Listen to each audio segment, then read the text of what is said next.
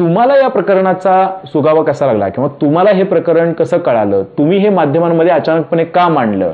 9 September 2023 ला नागपूरमध्ये एक कार्यक्रम झाला. सिमो झाडे फाउंडेशन तर्फे अखिल भारतीय अंधश्रद्धा निर्मूलन समितीला पारितोषिक मिळालं होतं. या कार्यक्रमाकरता नितीन गडकरी, अनिलजी देशमुख, सुषमा अंधारे, आपले विरोधी पक्षनेते वडेट्टीवार हे सगळे उपस्थित होते. या कार्यक्रमामध्ये मी जाहीररित्या अनिल देशमुखांचं अभिनंदन केलं की मी तसं नेहमीच या दोघांबद्दल बोलत आलेलो आहे पूर्वीपासून, संजय राऊत आणि अनिल देशमुख. तर त्यावेळेस माझी जी काही समजूत होती त्याच्या आधारावर मी त्यांचं जाहीररित्या अभिनंदन केलं, कारण ते उपस्थित होते की तुम्ही 13 महिने जेलमध्ये जाणं पत्करलं, पण तुम्ही बीजेपीच्या दबावाला बळी पडला नाही, शरद पवारांना सोडलं नाही, राष्ट्रवादीला सोडलं नाही.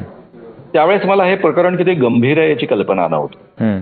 आणि मी बोलताना असं म्हणालो की जेलमध्ये जाणं काय असतं हे मला नीट माहिती आहे. इमर्जन्सीमध्ये मी स्वतः 10 महिने जेलमध्ये होतो आणि त्यामुळे जेलमध्ये 13 महिने राहणं तुम्ही पत्करलं, पण तुम्ही सोडलं नाही शरद पवारांना आणि राष्ट्रवादीला, म्हणून मी तुमच्या मर्दपणाला जाहीररित्या सलाम करतो. त्यानंतर तेव्हा त्यांचं माझं खाजगीत बोलणं झालं आणि त्यांनी जे काही मला सांगितलं त्यातनं मी आतनं बाहेरनं हादरून गेलो. मी विश्वासच ठेवू शकत नव्हतो की महाराष्ट्रासारख्या एका प्रांतामध्ये, ज्या प्रांतामध्ये अतिशय सुसंस्कृत राजकारण चालतं, सुसंस्कृत माणसं राहतात अशी आपली समजूत आहे, त्या महाराष्ट्रामध्ये असं घडू शकतं. त्यांनी मला जे सांगितलं ते आता मी तुमच्या पुढ्यामध्ये सांगतो. पहिल्यांदा एक तर लक्षात घ्या की हे काही मी काल परवा पहिल्यांदा बोललोय असं नाहीये. माझ्या ज्या लोकसभेच्या आधी पूर्ण महाराष्ट्र, खास करून विदर्भामध्ये 36 सभा झाल्या. त्या 36 सभांपैकी 35 सभांमध्ये ही मी मांडणी केलेली आहे. यापूर्वी साधारणतः 6 महिन्यापूर्वी अमरावतीमध्ये आणि वर्ध्यातल्या प्रेस कॉन्फरन्समध्ये मी ऑलरेडी बोललेलो आहे. परवाच्या प्रेस कॉन्फरन्समध्ये जो विषय होता तो संविधान बचाव आणि महाराष्ट्र बचाव असा विषय होता. त्या अनुषंगानं जे आंदोलन आम्ही सुरू करतो आहोत त्या आंदोलनासाठी म्हणून मी जे काही बोलत होतो त्यातला एक मुद्दा म्हणून हा मुद्दा मी मांडला. अनिल देशमुखांनी मला असं सांगितलं की परमबीर सिंगांनी एक ॲफिडेव्हिट लिहून दिलं की महाराष्ट्र राज्याचे गृहमंत्री अनिल देशमुख यांनी दर महिन्याला आम्हाला 100 कोटी रुपये गोळा करायला सांगितलं. त्या ॲफिडेव्हिटचा हवाला देऊन एक माणूस त्यांच्याकडे आला. फोनवरनं त्यांच्याशी महाराष्ट्रातले एक मोठे नेते बोलले. त्यांनी मला नाव सांगितलं होतं, पण मी कधी ते नाव घेतलं नव्हतं आतापर्यंत. जेव्हा ते नाव प्रगट झालं त्यानंतरच मी आता ते नाव बाकीचे लोक घेत आहेत.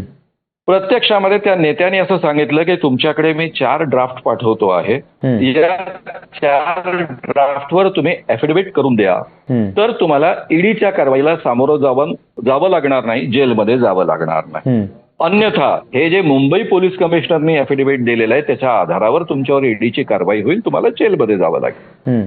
त्यातला पहिला मजकूर जो होता ॲफिडेव्हिटचा तो हा होता की त्यावेळेसचे महाराष्ट्राचे मुख्यमंत्री उद्धवजी ठाकरे यांनी मातोश्रीवर बोलावलं आणि दर महिन्याला एवढे पैसे गोळा करायला सांगितले.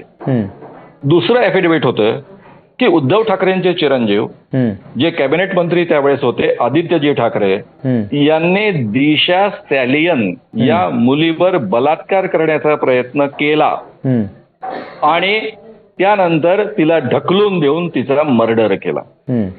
असं अत्यंत गंभीर आरोप असणारं हे दुसरा ड्राफ्ट होता, त्याच्यावर ॲफिडेव्हिट करून द्यायचं होतं. तिसरा होता अनिल परब यांचे जे काही हॉटेल संबंधीचे गैरव्यवहार आहेत ते दुसऱ्याच्या नावावर जरी असले तरी मुळात ते त्यांचे, असं आमच्या पोलीस इन्व्हेस्टिगेशन मध्ये समोर आलं आहे. या पद्धतीचं तिसरं ॲफिडेव्हिट होतं. आणि चौथं ॲफिडेव्हिट होतं अनिल देशमुखांच्याच पक्षाचे राष्ट्रवादीचे मोठे नेते अजितदादा पवार, हे त्यावेळेस महाराष्ट्राचे उपमुख्यमंत्री होते. त्यांनी आपल्या बंगल्यावर बोलावून घेतलं.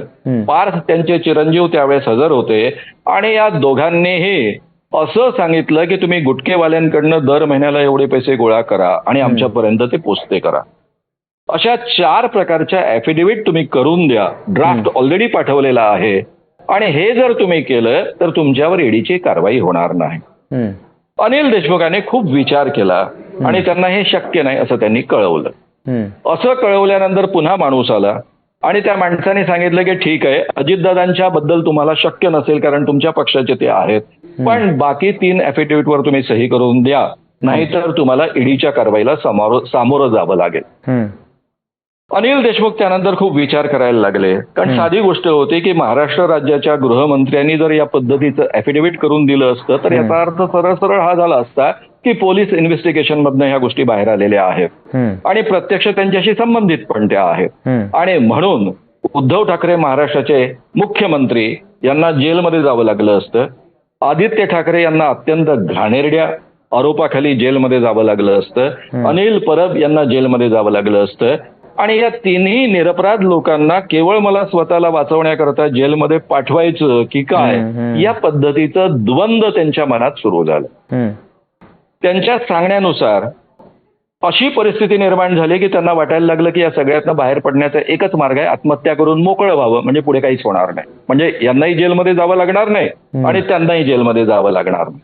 परंतु त्यांनी त्या पद्धतीचा निर्णय घेतला नाही. हे फार चांगली गोष्ट आहे. म्हणून आज त्यांना जाहीररित्या बोलता येतं. ते निरपराध आहेत या कृत्यामध्ये, या सगळ्या गोष्टींमध्ये हे सिद्ध होतं आहे.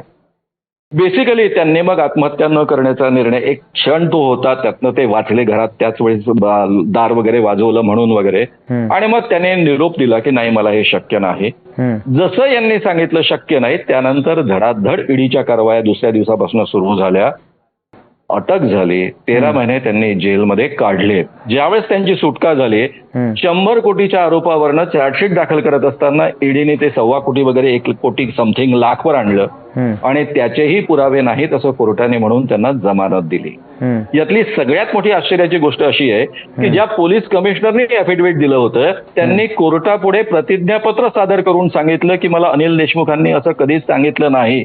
ज्यांचं नाव घेतलं त्या इन्स्पेक्टर, तुम्ही नाव घेतलं थोड्या वेळापूर्वी अभिजितजी, त्या इन्स्पेक्टरनी सांगितलं की असं असं अनिल देशमुखांनी सांगितलेलं आहे की तुम्ही दर महिन्याला 100 कोटी गोळा करून द्या.